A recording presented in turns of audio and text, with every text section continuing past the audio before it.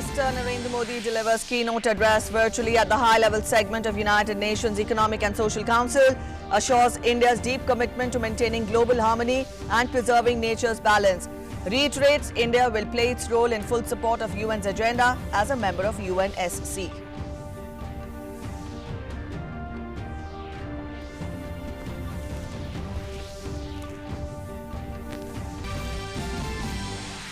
Raksha Mantri Rajnath Singh holds security review meeting in Srinagar with Chief of Defence Staff, Army Chief, Jammu and Kashmir Lieutenant Governor and Jammu and Kashmir DGP. Raksha Mantri to visit Amarnath Cave Shrine today.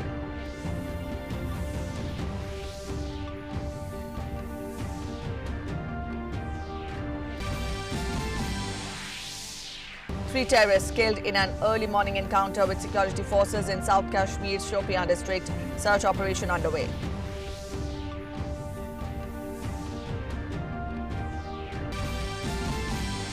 Joint Admission Board of IITs decides to relax eligibility criteria for JEE Advanced 2020. All qualified candidates who have passed class 12th examinations will now be eligible for admissions in IITs this year, irrespective of marks obtained.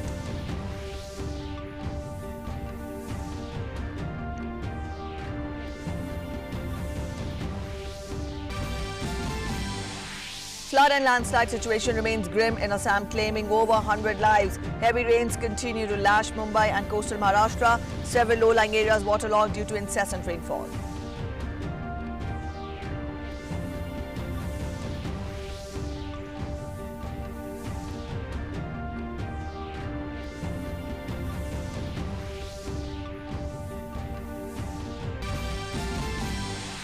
And COVID recovery rate rises to over 63% with over 6.35 lakh recoveries. Active cases stand at 3.4 lakh with over 25,000 fatalities.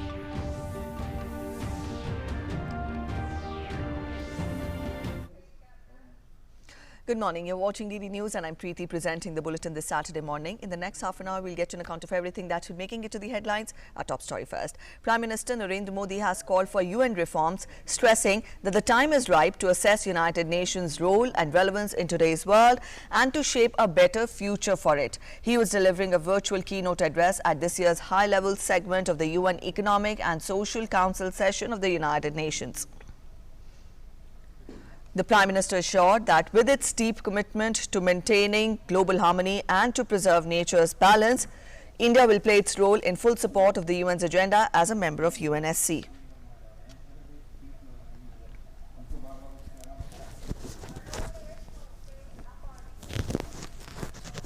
India firmly believes that the path to achieve sustainable peace and prosperity is through multilateralism. As children of planet Earth, we must join hands to address our common challenges and achieve our common goals. However, multilateralism needs to represent the reality of the contemporary world.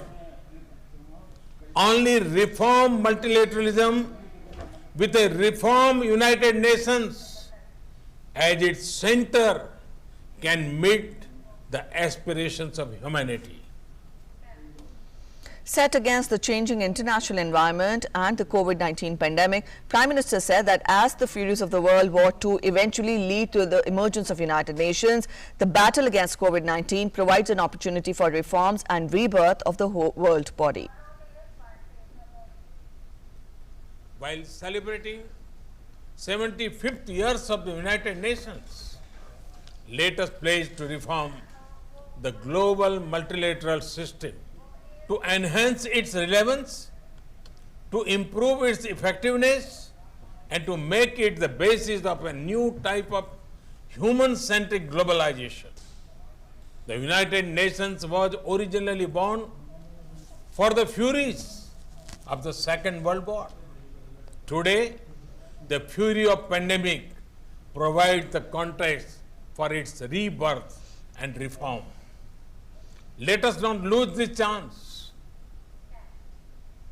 And talking about India's association with the United Nations, Prime Minister reminded that from the very beginning, India has supported UN development works and ECOSOC. Prime Minister also laid emphasis on the fight against COVID-19. He added that though it has tested resilience of all the nations, in India it has been made into a people's movement, with the government pledging $300 billion to revive the economy. The COVID-19 pandemic has severely tested the resilience of all nations. In India, we have tried to make the fight against the pandemic a people's movement by combining the efforts of government and civil society. We have given the highest priority to reach benefits to poor households. We have announced a package of more than $300 billion. It will bring the economy back on track, build modern infrastructure, and put in place a technology-driven system. We have put forward a vision of Atmanirbhar Bharat, a self-reliant and resilient India, integrated with the global economy. Raksha Mantri Rajnath Singh on Friday chaired a high-level security review meeting in Srinagar. Raksha Mantri, who was on a two-day visit to Jammu and Kashmir and Leh, was briefed in detail about the situation on the line of control in the hinterland and successful counter-terrorist operations. He also said that the country was proud of the valor and patriotic spirit of the soldiers. He urged all to continue to work hard to ensure security both on the line of control and in the hinterland. Rajnath Singh also impressed upon the commanders to maintain strict vigil along the line of control and remain prepared to give a befitting reply to any misadventure by the adversary. The Raksha Mantri also complimented everyone for great synergy and close coordination amongst the security forces and government agencies towards bringing back normalcy in the region and lauded their work in ensuring peace and security in Jammu and Kashmir. Raksha Mantri will visit Amarnath Cave Shrine today.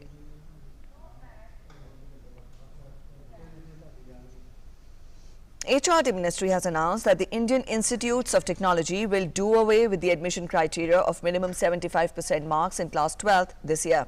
Candidates clearing JEE Advanced will be eligible for admission to IITs irrespective of class 12th marks. Union HRD Minister Dr. Ramesh Pokhriyal Nishank in a tweet said, and I quote him, "Due to partial cancellation of class 12th examinations by several boards, Joint Admission Board has decided to relax the eligibility criteria for JEE Advanced 2020 qualified candidates this time. The qualified candidates who have passed class 12th examinations will now be eligible for admissions irrespective of the marks obtained."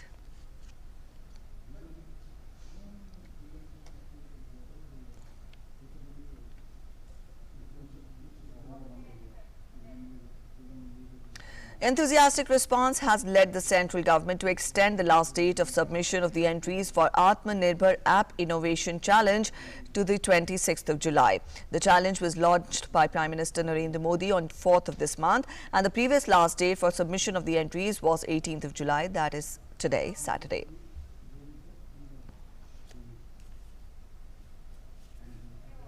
The challenge is hosted on the Innovate portal of MyGov, and to participate, one can log in to innovate.mygov.in. The Electronics and IT Ministry has said that so far, 2,353 entries have been received across the 8 identified categories, including 1,496 from individuals and 857 from organizations and companies. Amongst those received from individuals, around 788 applications are ready to use and the remaining 708 are under development.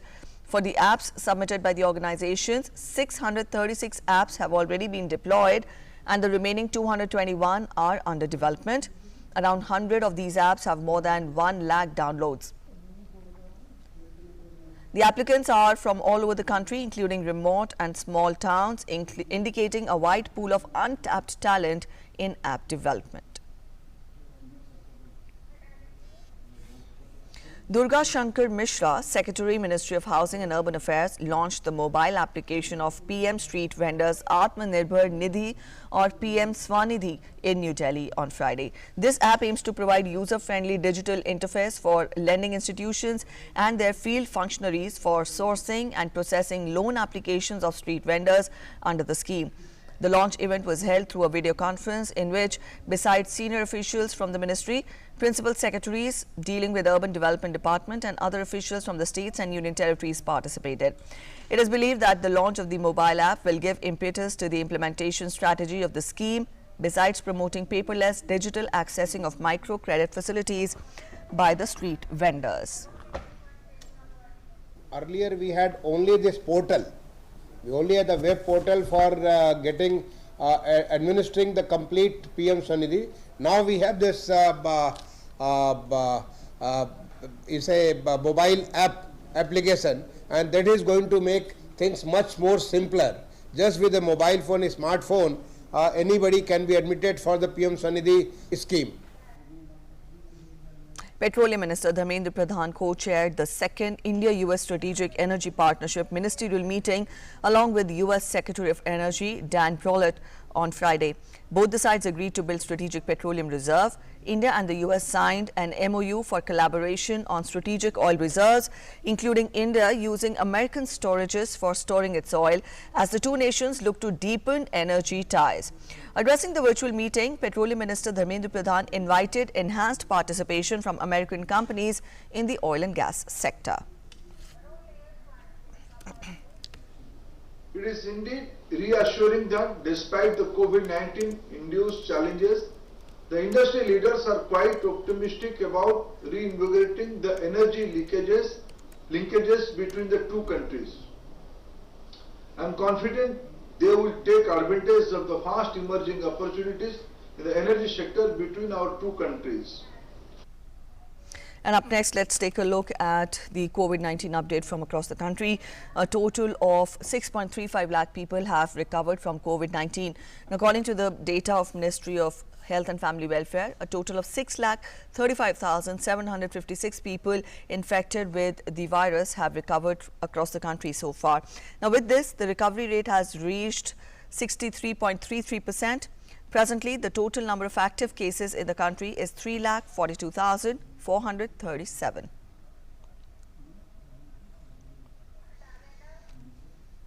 In Odisha, in the wake of rising COVID-19 cases, the state government has imposed complete lockdown in 4 districts from 9 p.m. on Friday to midnight of 31st July. The lockdown will be in force in Ganjam, Jajpur, Cuttack and Khordha districts and Rourkela Municipal Corporation in Sundargarh district. However, essential services will be permitted, while some offices of central and state governments would be allowed to function during the lockdown.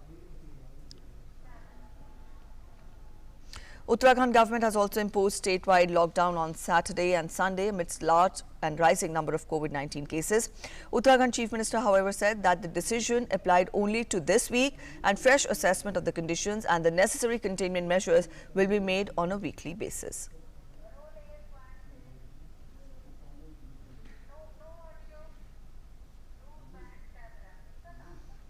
After imposing a week-long lockdown in Bangalore and other districts in Karnataka, the government has begun the task of giving a major goal to the medical facilities, besides clearing all hurdles in the system which block the speedy recovery of COVID-19 patients.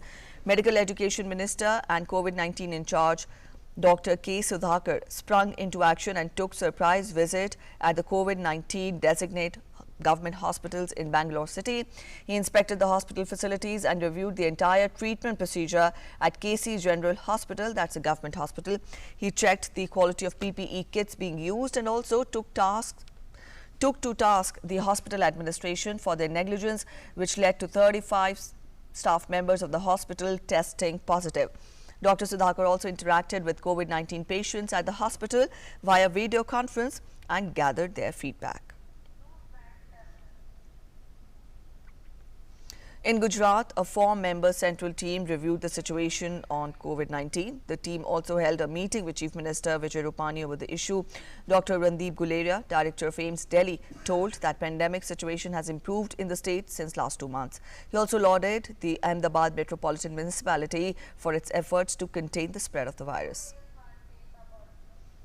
मैंने यहाँ पे सारे डॉक्टरों के साथ बातचीत की, उनके इश्यूज समझे, कैसे कैसे हम ट्रीटमेंट दिल्ली में कर रहे हैं और कैसे कैसे और जगह पे हो रहा है, उनके साथ डिस्कस किया कि हम यहाँ पे और क्या अच्छा कर सकते हैं, चाहे डॉक्टर्स प्राइवेट सेक्टर में हो चाहे गवर्नमेंट सेक्टर में हो, पेशेंट मैनेजमेंट चाहे वो दवाइयों के बारे में हो, आइसोलेशन के बारे में हो या प्लाज्मा के बारे में हो, उन सब के लिए क्या कर सकते हैं, उसके लिए सबसे डिस्कशन किया।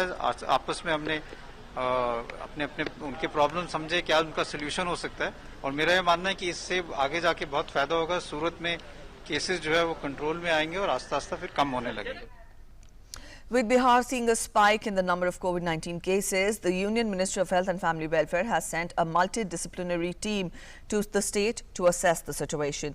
The three-member team will coordinate with state health authorities to review the existing situation and provide necessary support and guidance. Bihar is under complete lockdown till July 31st due to rising cases of COVID-19.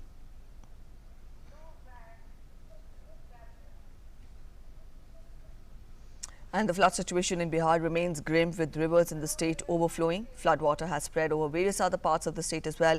Over 288,000 people living in 8 districts are badly affected due to floods. According to a report submitted by the State Disaster Management, out of 8 districts, Darbhanga is the most affected, where 1,58,000 population of 30 Gram Panchayats located in 4 subdivisions are affected by the floods. 9,845 people have been evacuated from various flood-affected areas. More than 2,000 people are living in relief camps. The Met Department has predicted light to moderate rainfall in some parts of the state during the next 24 hours. And we have our correspondent Salman Haider joining us to get us more on these items. Salman, when we talk of the visit of the team, of the central team to the state, let us know more, and also very quickly get us an update on the current situation of COVID-19 cases in the state.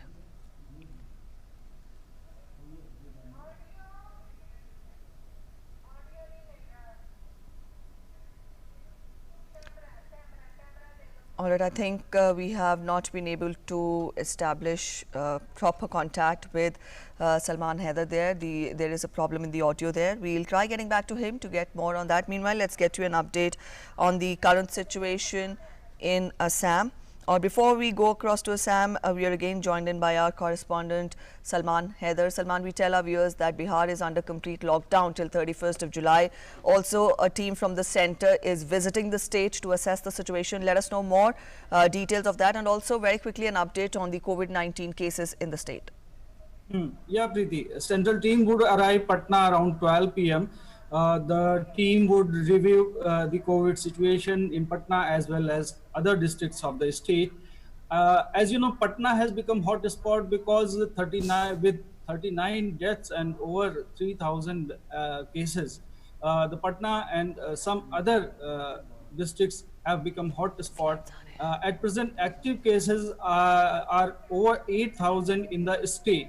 So the team will review the mode of treatment, method of treatment, and whether the protocol is being followed or not. Meanwhile, the state government has said that it is extending its testing process.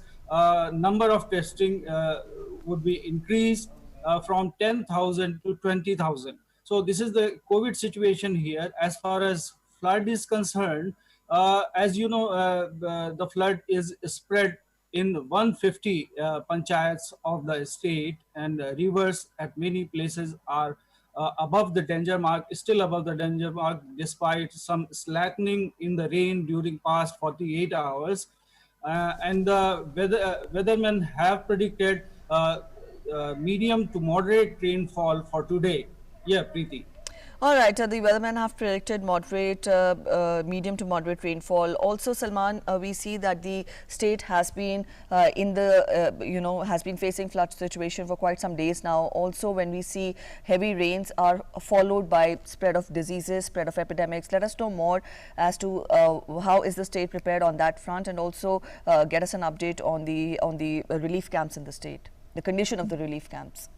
Relief camps have been erected. As you know, quarantine center were there as before, but they were closed as home quarantine has been allowed. So those centers have become relief centers, and now 28 centers in the flood affected areas are operational right now, and community kitchens are also operational.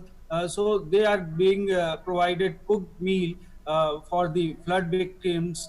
The low-lying population have been shifted to these relief centers, and but most of the population, the nearby population, have been shifted to embankments also, and they are living with their livestock, and further problem is there also.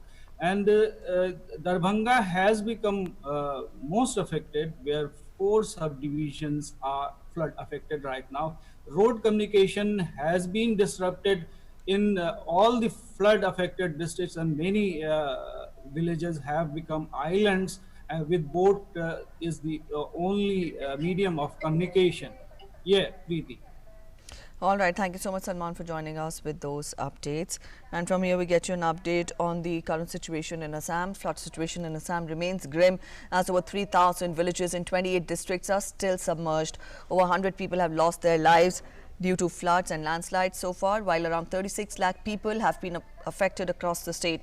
Dhubri, Goalpara, Barpeta and Morigaon are the worst hit, with above 4 lakh people affected in each district. More than 51,000 inmates are taking shelter at 304 relief camps across the state. About 1,28,000 hectares of cropland still remains inundated. In a major success for the army in Jammu and Kashmir, 3 unidentified terrorists have been killed in an ongoing encounter. The encounter broke out between security forces and terrorists in Amshipura area of Shopian. Now, according to the officials, a joint team of Kashmir Police, 62 Rashtra Rifles and CRPF launched a cordon and search operation in the wee hours after forces received specific inputs about the presence of a few terrorists in the area. The search operation turned into an encounter after the hiding terrorists opened fire at the forces from the cow shed of the lone house in an orchard.